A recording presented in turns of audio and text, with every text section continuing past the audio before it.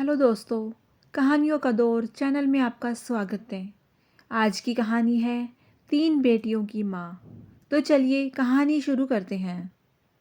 मैं एक मामूली औरत हूँ, इतनी मामूली हूँ कि आपकी नज़र भी मुझ पर नहीं पड़ी, लेकिन मैं आपको देख रही हूँ।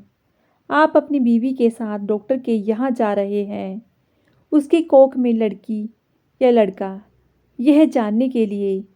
असल में आप अपनी लड़की की हत्या करना चाहते हैं। कोख में ही आपको यह ख्याल भी नहीं आ सकता कि जिस सड़क से आप जा रहे हैं उसे मैंने बनाया है।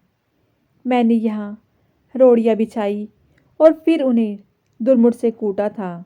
मेरी छोटी बेटी तब यहाँ किनारे पर उगी झाड़ियों में ऊँघती रहती थी। मेरी तीन बेटियाँ हैं। मेरा आदमी कहता था कि अगर बेटा नहीं हुआ तो मुझे छोड़ देगा। उसने कहने के लिए मुझे छोड़ भी दिया, पर अब भी पका पकाया खाने के लिए जब तब आ जाता है।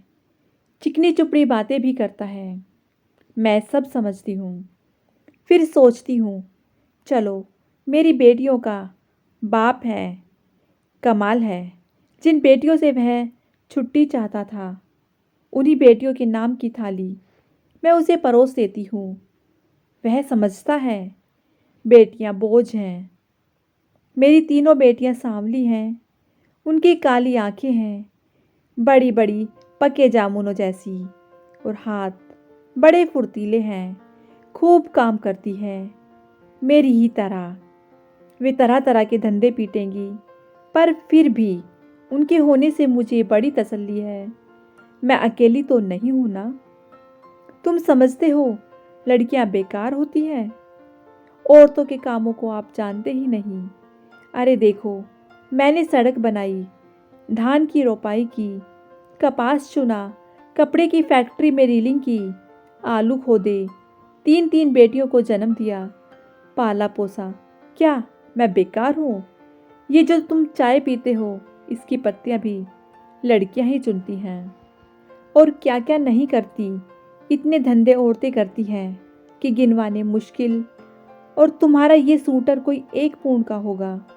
1 पौंड ऊन इतनी होती है कि दिन रात लगकर 3 दिन में उसका सूटर बनता है, जिसके मुझे 12 रुपये मिलते थे। तब बच्चियाँ छोटी थी तो सोचती थी घर में उनके पास बैठे बैठे बुनाई कर सकती हूँ, लेकिन धंधा बड़े नुकसान का था। फिर ठेकेदार ने मीन मेक निकालनी शुरू की और मुझ पर गलत नज़र डालने लगा, तो मैंने ये धंधा छोड़ दिया। फिर आटे की फैक्ट्री में काम किया, बड़े काम छोड़े और पकड़े। 2-4 मुर्गियाँ और बकरियाँ तो खैर पालती ही हूँ। इसी तरह रूखा सूखा चलता है। ये जो तुम्हारी बीवी ने रेशमी साड़ी पहन रखी है, इसके धागे भी औरतें तैयार करती हैं। कीड़े पालती हैं, मुश्किल काम है। जांग में घाव हो जाते हैं। धान की रोपनी में भी पैरों में खारवे हो जाते हैं और कमर झुके झुके टूट जाती है। मुझ पर पैसे होते तो अपनी लड़कियों को पढ़ाती लिखाती, उन्हें मास्टरनी बनाती या डॉक्टरनी। तुम खुद पढ़े लिखे हो, पैसे वाले भी दिखते हो। तुम लड़की का गर्भ क्यों गिरवाना चाहते हो? तुम समझते हो तुम्हारी लड़की कोई काम नहीं कर सकती? अरे आदमी कोई फालतू चीज़ नहीं है, 100 काम है उसके करने को। फिर इस तरह सोच समझकर लड़कियों को मारना तो कुदरत से खिलवाड़ है। अगर मान लो तुम्हारे घर लड़का हो गया, तो तुम क्या सोचते हो वो तुम्हें लड़की से ज़्यादा प्यार करेगा? फिर लड़के बिगड़ते भी बहुत हैं। आजकल उनका ध्यान शरारत, ताश और मारपीट में ज़्यादा हो गया है। मान लो लड़की ही पैदा हो जाए, तो क्या तुम उसे पढ़ाना लिखाना, वो तुम्हें खूब प्यार करेगी। लड़कियां माँ जात को खूब प्यार करती हैं। तुम्हारे घर में रौनक होगी, सो अलग से। तुम सोचते हो दहेज देना पड़ेगा, तो तुम उसे खाने कमाने लायक कर देना। दहेज मांगने वालों से शादी मत करना। हो सकता है आपको कोई ऐसा लड़का मिल जाए जो बिना दहेज के शादी कर ले। अगर ना मिले तो क्या, वो कमाएगी, खाएगी और तुम्हारा सहारा बनेगी।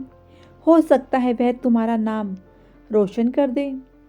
तुम्हारे लिए क्या पैसा ही सब कुछ हो गया है, या दुनिया का डर अपनी बेटी से भी बड़ा हो गया? आखिर तुम अपनी बेटी को प्यार तो कर ही सकते हो, और बेटी भी तुम्हें प्यार कर सकती है। माँ बाप और बच्चे का इतना रिश्ता बहुत हुआ। इसके लिए तो आदमी जीता है।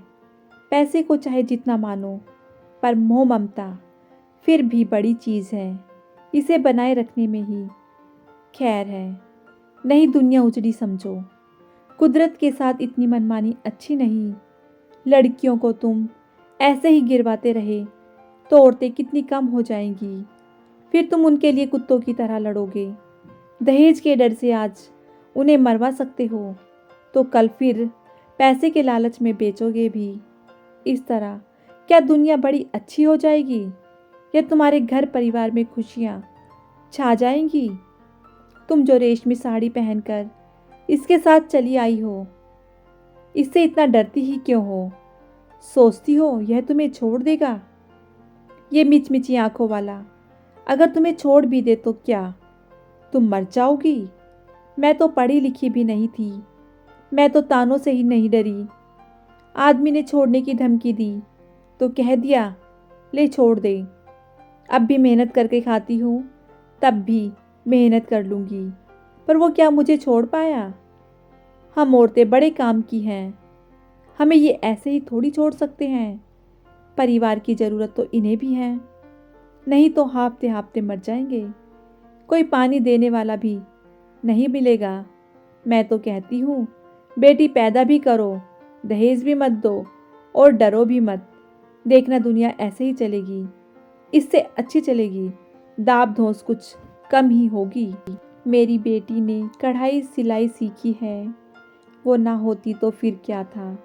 मैं तो दुनिया में धंधा पीटती मर जाती। अब भी मेहनत करती हूँ, पर मन में खुशी भी है। मेरी 3 लड़कियाँ खूब हुनर वाली हैं। कोयल जैसी आवाज़ है उनकी, सुने से थकान मिट जाती है। न करे कोई शादी, अपनी ज़िंदगी भाड़ बनाएगा, और जो शादी करेगा सो भागवान होगा। चलती हूँ, ये ठेकेदार आता दिखता है, आँखों से कम दिखने लगा है। ये जो लिबर्टी सिनेमा है, इसे गिराना है। मालिक यहाँ पूरी बाजार भर दुकानें बनवाना चाहता है। यही मलबा ढोने का काम करूँगी।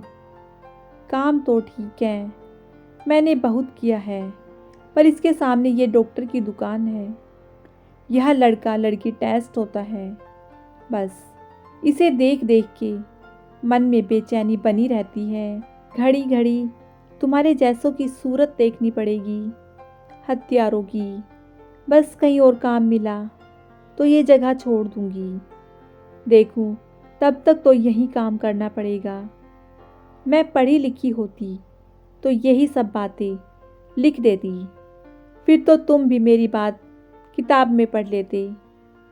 पढ़कर तुम भी कहते करतारी देवी बात तो पते की कहती है।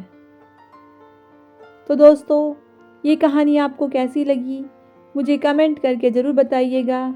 यदि कहानी अच्छी लगी हो तो कहानी को लाइक कीजिएगा, शेयर कीजिएगा, और मेरे चैनल को सब्सक्राइब करना बिल्कुल ना भूलिएगा। कहानी सुनने के लिए बहुत बहुत धन्यवाद।